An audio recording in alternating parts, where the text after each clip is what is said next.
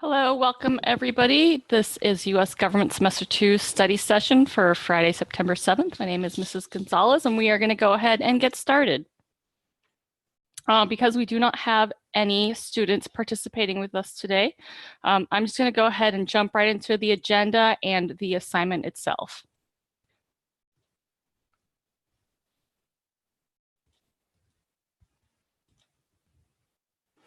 Our agenda for today is as follows. We're going to be looking at activity 7.2.2, address a public issue. That's all we're going to focus on today because it is a little bit lengthier of an assignment. We're going to focus on the first half, just on the instructions. And then during the second half of the video of this class, we will be focusing on the actual examples, the writing process, the outlining process. So part one, we're going to be going through the instructions. Part two is going to be writing and the writing examples. So before you begin this assignment, and before you begin any assignment in any class, make sure you read the lessons. So for this particular assignment, make sure you have read all of the lessons in Unit 7, and I have a screenshot here of what that looks like, of what lessons are included. So if you look, there are 1, 2, 3 lessons and 2 additional activities. So make sure you read the introduction, lesson 7.1, lesson 7.2, and make sure you complete the activities listed. So the instructions are as follows. It says that in this activity, you will consider ways to influence local, state, and national governments so that they will serve their communities in the best way. You will write an argument and support your argument with evidence. So the instructions in the actual assignment are much longer than this. I'm breaking them down here.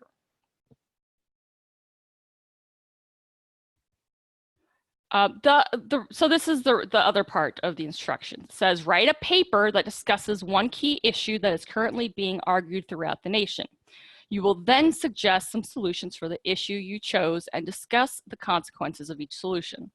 Lastly, with evidence given, you will come up with your suggestion to resolve the issue. Make sure to use evidence from at least 2 sources, such as journals, news websites, legal documents, or articles. I will break this down. I just want to go over the instructions in the assignment first. The assignment then gives you a list of topics to choose from. So you would pick one of these. So pick a topic. How should the issue of gun control be handled? Or you can pick what is the role of the government in pay equity in the workplace? So basically equal pay between males and females for equal work. And this could be in any aspect of the workplace. So keep that in mind. How should the issue of immigration be handled? How can we ensure police officers serve their communities most effectively? And what is the role of the US in climate change and global warming?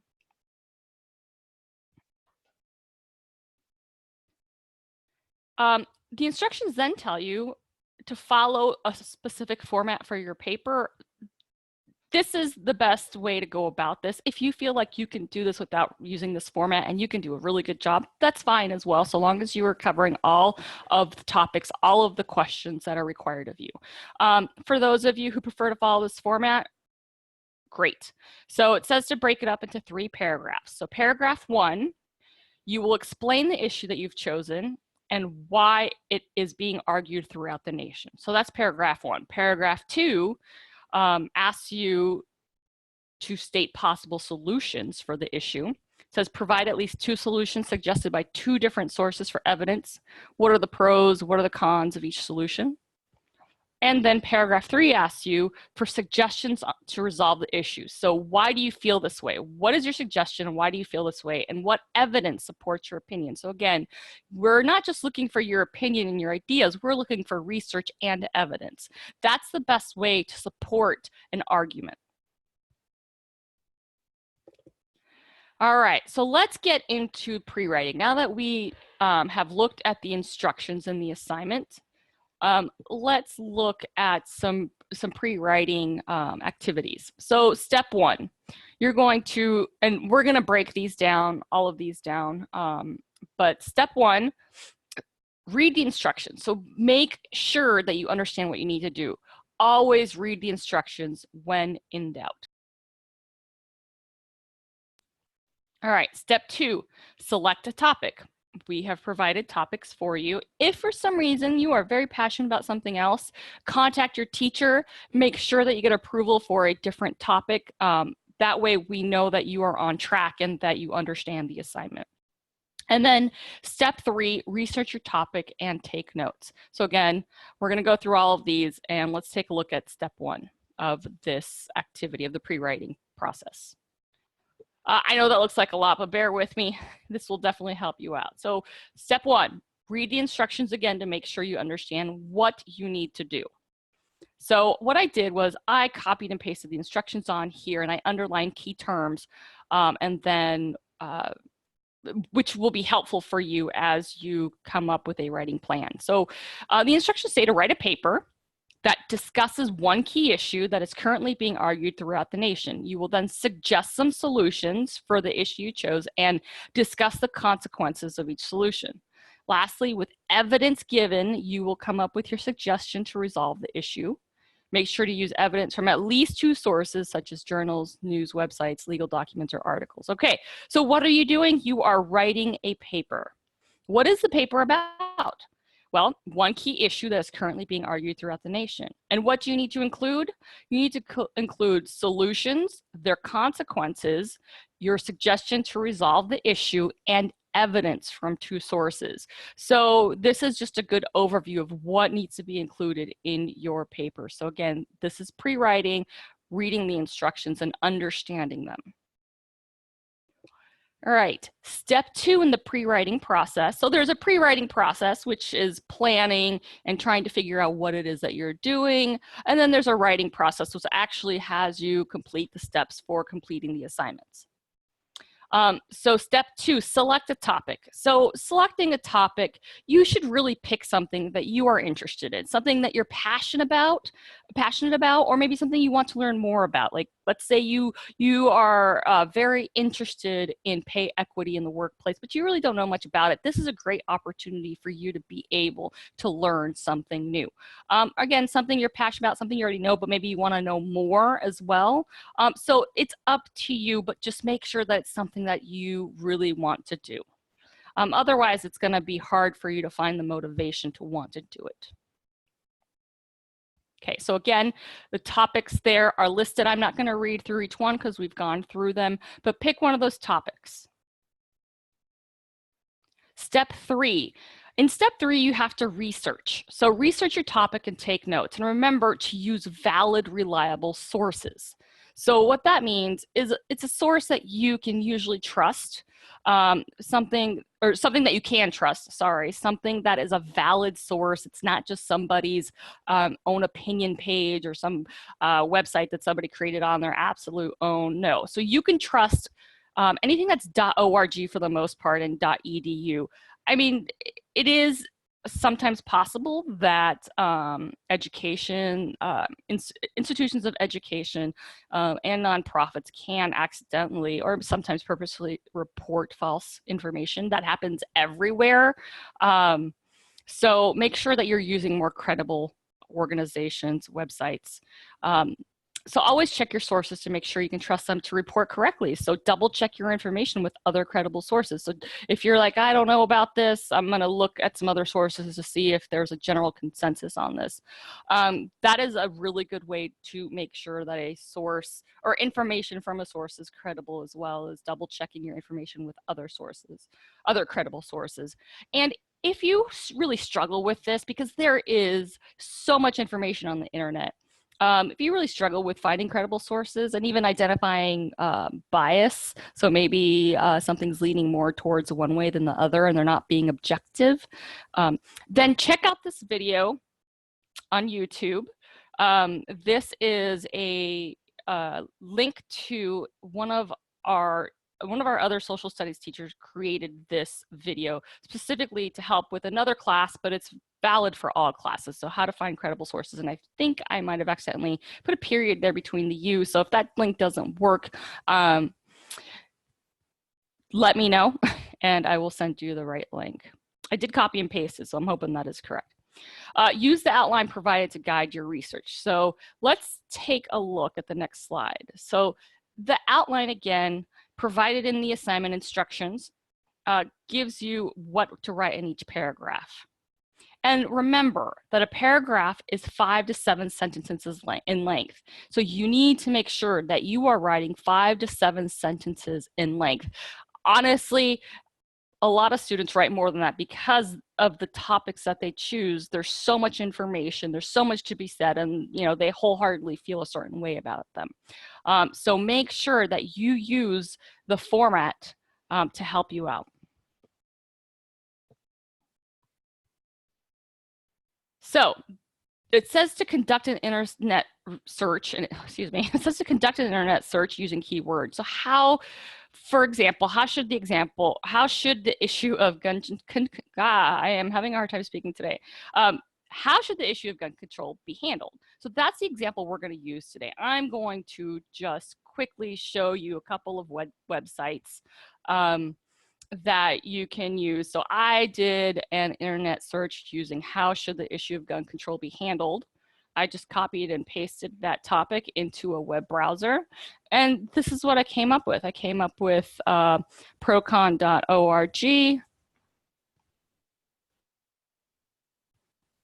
Let's see if that works. It might not. Okay. I'm just going to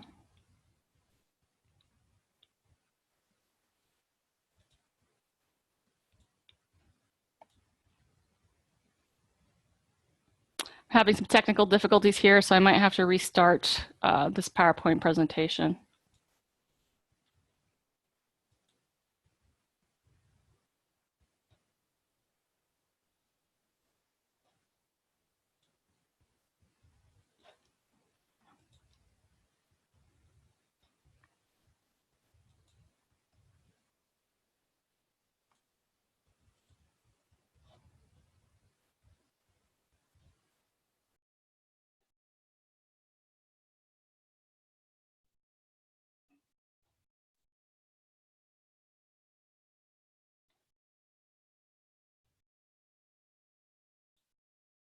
Okay, so I'm giving the example here of how should the issue of gun control be handled. And what I did was was go in and excuse me, hold on just a second. I went ahead and did an internet search for how should gun control be handled. And I found several websites. So I found gun control on procon.org. And this is actually a really good site that presents both sides of an argument. So it's not just gun control, there are several different topics here, and you can actually search for the topics on their website. So this has top pro and con arguments for gun control. So that is just an example of how you can conduct an internet search. And then another website that came up is this one from the PBS NewsHour.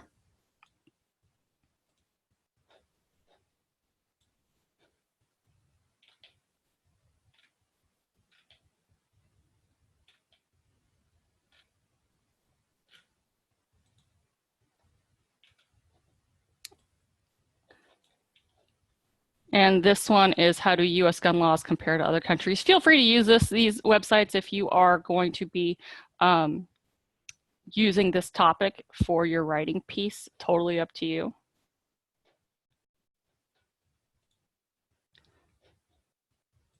So that's how I conducted an internet search. Pretty simple, right? Then I started taking notes. So let's go ahead and let's take a look at these notes.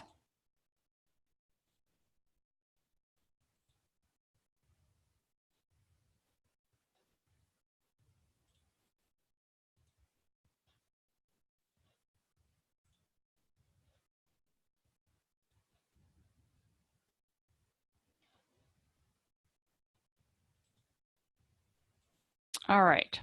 So what I did with the notes is I used the format, the outline that is provided in the assignment, you know, the one that shows you how to structure the different paragraphs. I use that as my guide for notes. That is a really good way to do a lot of assignments if a format is provided for you, because that way you know you're getting all the information that is required of you. So what I did is I copied and pasted the format here onto a Word document. You can use Google Docs, whatever it is that you want to take notes with. So you don't have to turn this in. You're just using this to take notes. So what I did, and here's an example, was I took paragraph 1.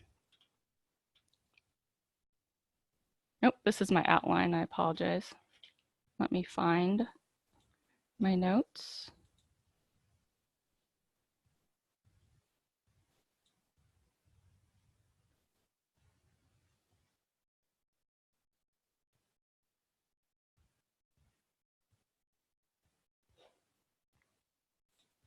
So I went ahead and I took those, and then I made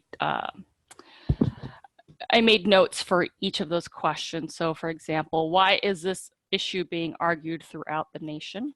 I'm sorry, let me go ahead and post those on there again.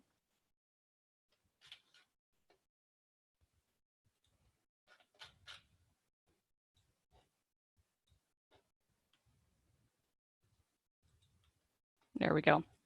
So I'm using those to help guide me. So why is this issue being argued throughout the nation? What I found on my websites was that there's a growing amount of violence and mass shootings, and that there's also issues about gun rights versus gun control and the Second Amendment. So what I did was I went ahead and I took notes. So if you look at paragraph 1, it says explain the issue that you've chosen. You don't need to take notes on that. You are going to be doing the research, and then this is going to help you answer these questions. But what I did was I took, why is this issue being argued throughout the nation? And I went ahead and I took notes on it. So this is what I found. Largely, the current public gun control debate in the United States occurs after a major mass shooting. So that's why it's being argued throughout the nation. This is an older statistic that says there were at least 126 mass shootings between January 2000 and July 2014. We know that there have been many more since then. And then I found about gun rights and gun control that proponents of more gun control laws state that the Second Amendment was intended for militias, and there's more information on that. But then opponents say that the Second Amendment protects an individual's rights to own guns. So this is why it's being argued throughout the nation. This is an example. I'm not going to go through all the paragraphs, but this is an example of how you can take notes. And so, for instance, if you started on paragraph 2, what are the possible solutions for this issue? You would just cut and paste your notes there. What are the pros and cons for each solution? Cut and paste your information there. And what is your suggestion? Why do you feel this way? So what evidence supports your opinion? So this part, number 4, this is your own personal opinion based on evidence found in your research. But again, use this to take notes. That way, when you go to write, you already have your notes taken. The information's right there in front of you. You don't have to go back to the websites. But make sure that you do at least provide the links to your website. So what I suggest doing here is taking your website, copying and pasting the link, and putting that into your notes so that you don't at a later date have to go back and scramble to find the website that you used. So that is how I recommend taking notes for this assignment.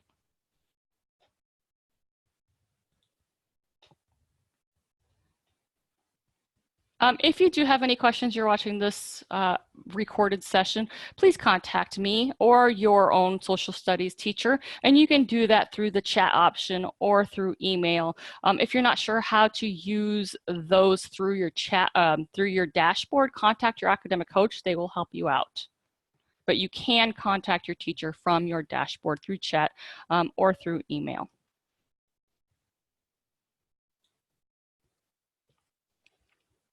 Okay, let's go ahead and let's look at part 2. So you've done all the pre-writing, you've learned the instructions, you've picked a topic, and then you did research and you took notes. So let's take a look at the actual writing assignment.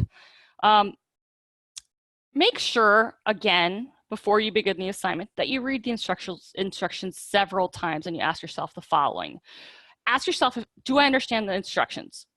What if you don't? Read the instructions several times. If you don't understand it after reading the instructions several times, contact your teacher. They will help you clarify the information in the instructions. Ask yourself, do I understand the lesson? Well, what if you don't?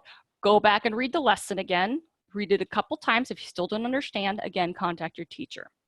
Do you understand what is required of this assignment? So make sure that you understand that how much you have to write. So how many paragraphs you have to write, if you have to do research. So make sure that you understand what is required of this assignment. This is a good checklist, not just for this class, but for any class, of what to do before you begin any assignment at all whatsoever, and who to contact if you're not sure what to do. So the writing process, you've done all the pre-writing activities. Now you're going to outline your paper. In other words, you're going to have a plan on how to write. Use the format provided. We're going to go through that. But if you have your own way of pre-writing, that's okay too. So long as you have, if you have your own way of writing things and doing an outline, that's fine. But we just like to provide a format for you so that it can be a little bit easier for those of you who might struggle with writing like myself. And then step 2, you're going to actually write your paper. So we're going to take a look at how to outline your paper and how to write your paper. And we're actually going to look at an example of a well-written essay. So step 1, outline your paper, have a plan, use the format provided. So let's take a look at what an outline could possibly look like.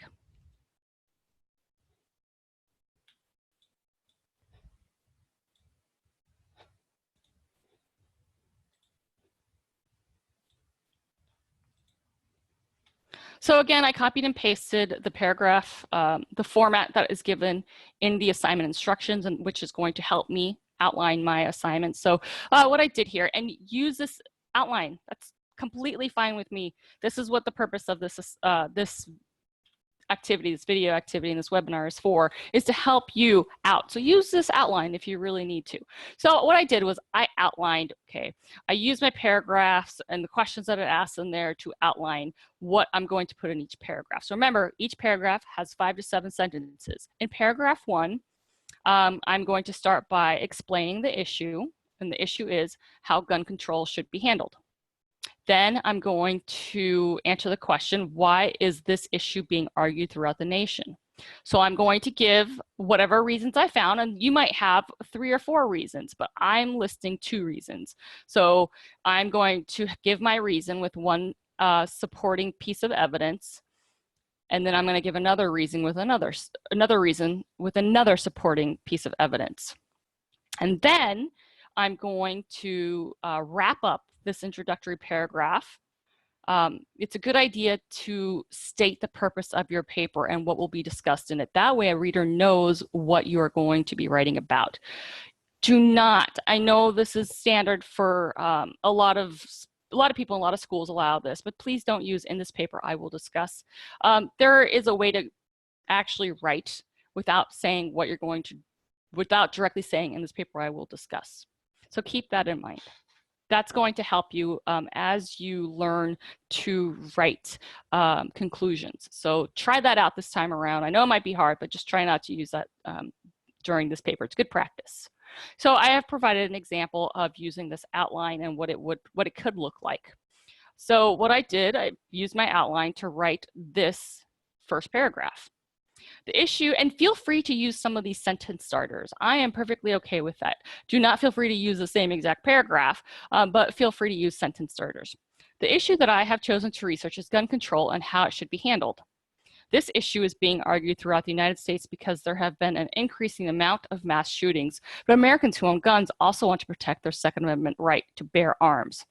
There are a few possible solutions for gun control, but the pros and cons must be weighed so that as Americans, we can make the best decision on how to handle this important issue. All right, so I use the outline, and this is what I ended up writing because of the outline.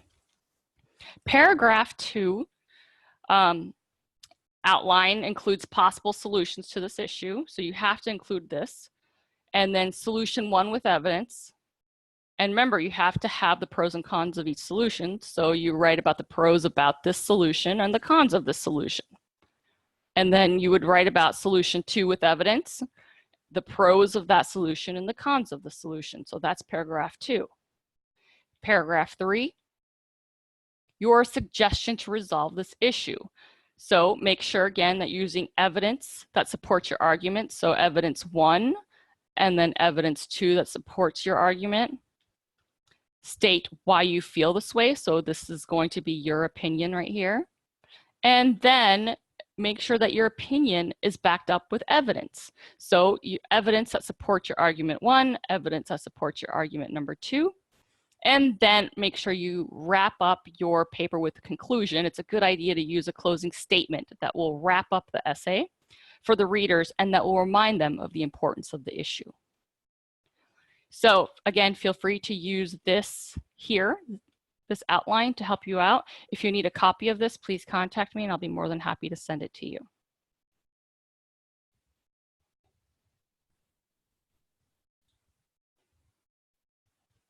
All right, so you've done all the pre-writing activities, you've done the outline, now it's time to write your paper. So let's take a look at an example of a well-written paper.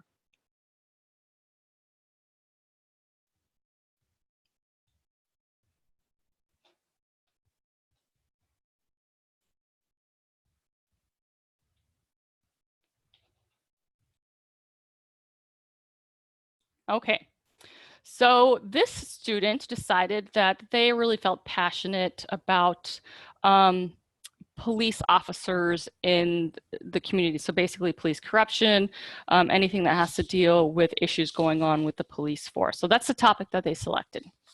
I'm going to go ahead and read this and you can read along with me.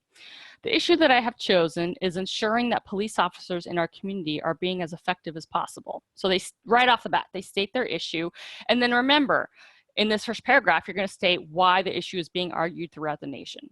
This issue is being argued throughout the nation because there are many police officers who use excessive force, who have not received enough adequate training to deal with high intensity situations, or who are corrupt.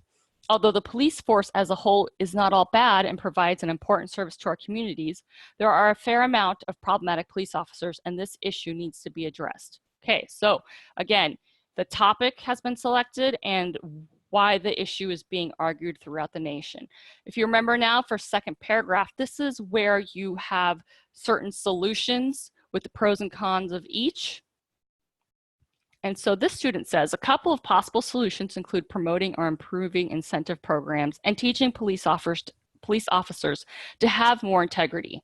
For instance, Maurice Punch from Springer Link, now remember, you have to have your evidence, says how police corruption is not something that is uncommon and it is something that can be combated in training.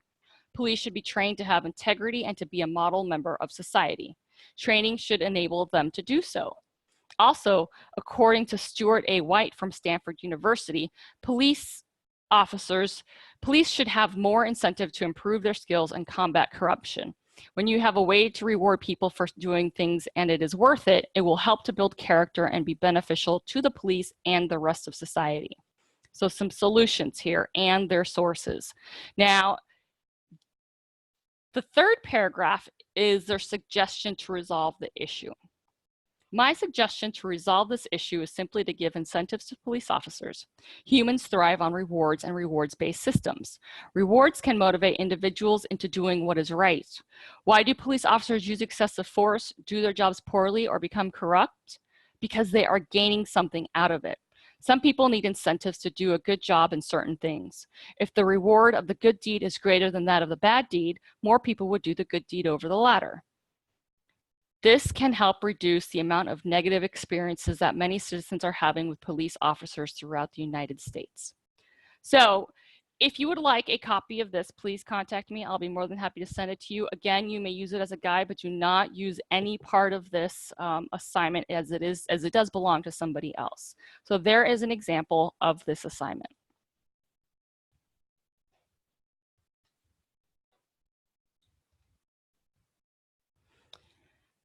And before you submit your work, make sure you read over it, edit, or have someone edit it for you. Check to see if it makes sense, and always check, of course, your spelling and punctuation errors. This is available to you through your word processing program. There's a spell check in every single one, so please make sure that you use that before turning anything in. Read the instructions again to make sure you included everything, and always review the rubric to see how you will score or why you received a certain score. So let's go ahead and take a look at that rubric just so that you understand what I'm talking about. So I'm in the class here, and I'm going to go to address a public issue, and this is what it's going to look like for you when you're ready to start this assignment. Okay, all the instructions are up here. It says follow this format for your paper, and then you have a rubric down here. So a rubric is a guide. It is essentially a guide to the grade that you're going to receive, or a guide for why you received a certain grade. In order to receive an A, which means that you've exceeded the expectations, you need to meet all these requirements here. You have to have met or exceeded the 3-paragraph length requirement. You have to have followed the format or have a solid format.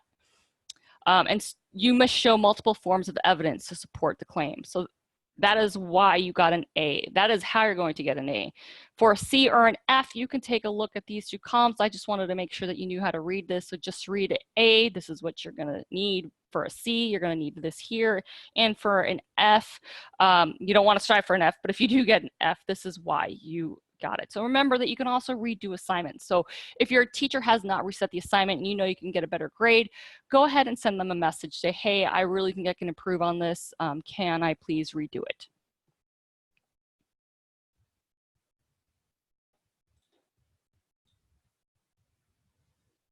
All right, so if you have any questions about the activity or about any study sessions that you'd like to see, comments on any study sessions, or even comments on this class, please contact me through chat, through email. I'll be more than happy to help you out.